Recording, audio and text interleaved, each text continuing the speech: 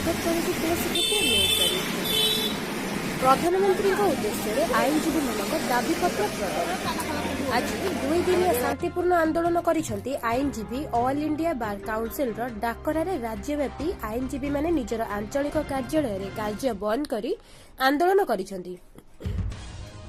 आज आंदोलन पर आईनजीवी माने स्थानीय वरिष्ठ प्रशासनिक अधिकारी को प्रधानमंत्री उद्देश्य 5 दफा संबलित दाबीपत्र प्रदान करिवे। बीमा, पेंशन, स्टाइपेंड एवं लीगल सर्विसेज अथॉरिटी एक्ट लागू करने पर आईनजीवी दाबी करिसेंती।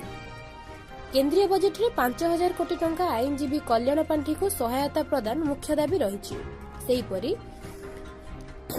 सेहीपरि लाइब्रेरी कार्यालय रे महिला आईनजीवी शौचालय एवं गमनागमन व्यवस्था करने दाबी होइछि।